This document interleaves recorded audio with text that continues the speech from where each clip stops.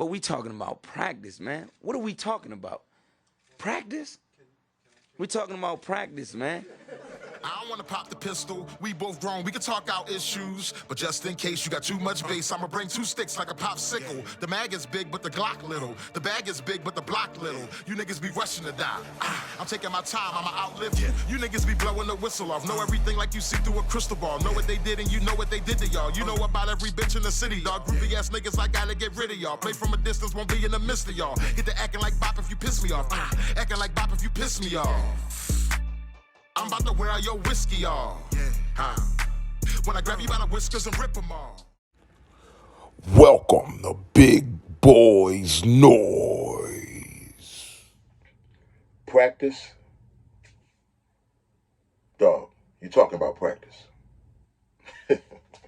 What's going on, Noisy Neighbors? It's your boy, Big Boy Noise. Here we go again, Firearm Philosophies. I'm in the Boom Boom Room. You already know, Boom Boom Room, time in my hands, it means one thing. Serious gun talk. You feel what I'm saying? Guys, practice. How important is practice? Let's just be real about it. You get your firearms, you want to go practice to be able to shoot the firearm sufficiently, to not be sloppy, shoot the wrong person if you ever have to use your firearm, to shoot the right person. Those parts of practice is important, okay?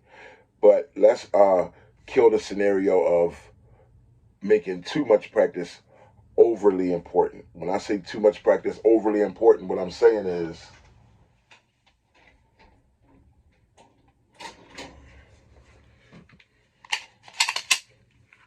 to shoot a gun, all you got to do is like this, and take this finger right here and go like this. See your shot.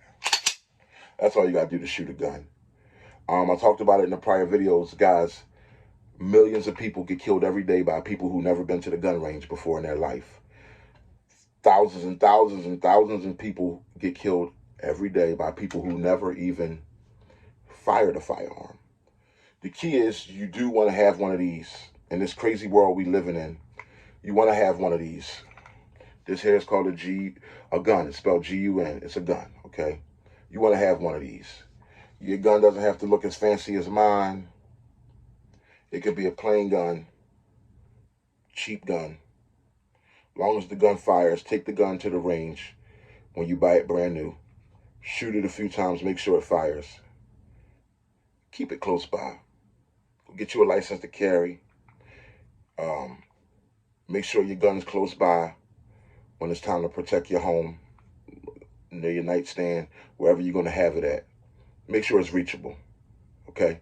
It's not that deep, okay? I know that we watch a lot of videos, and it is fun going to the range, running those guns, taking your time, shooting the perfect shot, making it accurate, so clean in A-zone, little tight groupings. We all want that fist size grouping and all that, but at the end of the day, guys, you're talking about practice. Practice, you talking about practice, man. You know why they say most police officers, they all have guns and they get all the ammo that they need for free usually, but they don't go to the range that much. You know why? Because you're talking about practice, man. You're talking about practice. Now, I'm not trying to say they shouldn't go to the range, but they don't go to the range as much as us gun nuts. You know what I mean? Gun lovers.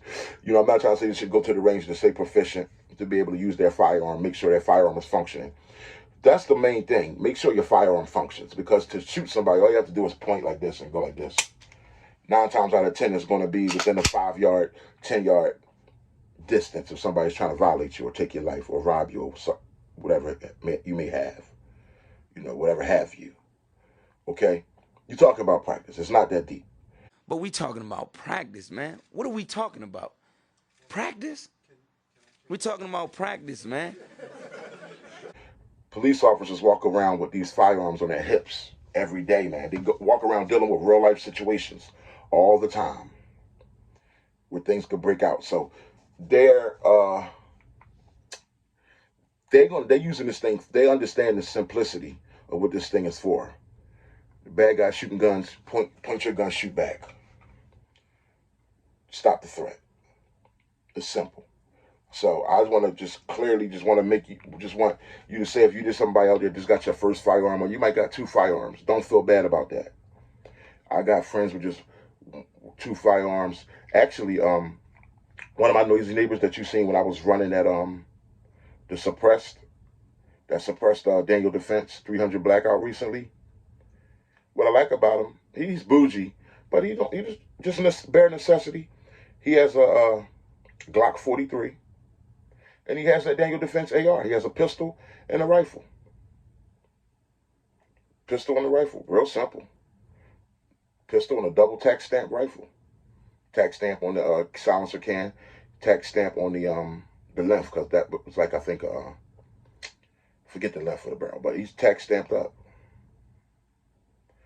Simplicity, pistol, rifle. Great guy, serious guy, loves guns and all that. He got the bare necessity. Sometimes all you need is a pistol and a rifle, or a pistol, rifle, shotgun, or a pistol. I would say, if anything, always the pistol, because the pistol is the most versatile. I always tell you guys, it's like your pair of denim jeans. You could have it inside the house to protect the home. You can take it outside everywhere you go. Get a pistol, have a gun. It's not that deep. Let's not get caught up in practice. I don't want you guys to get caught up in letting people take your money. Now, what you need to do is you need to come to this training session, this and that. There's nothing wrong with training for worst case scenarios. But on a typical, most of us live lives, work, take care of our families and stuff like that. We prepare ourselves. We want to be prepared.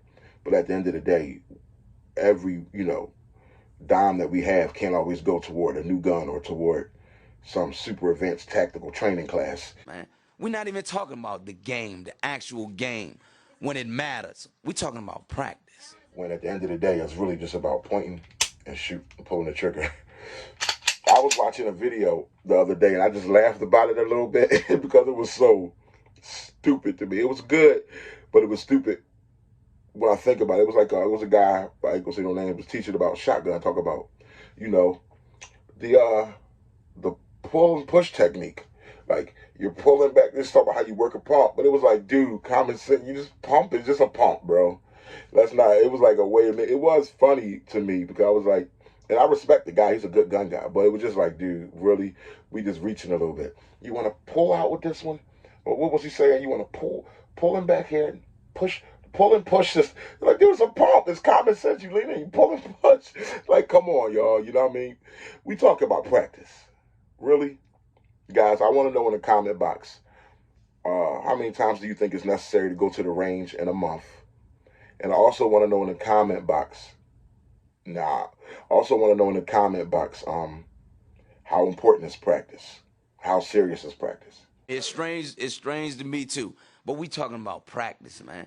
We're not even talking about the game, the actual game, when it matters. We're talking about practice. I mean, is practice more for us, for fun, us target shooters that want to be the best shot and target shooting accuracy and from different ranges and having fun? Or is practice really as necessary as people making it out to be? Here's a question for you. Is once a month enough? How about this? Is hitting the range once every 2 months? Is that enough? Let me know in the comment box. We talk about practice.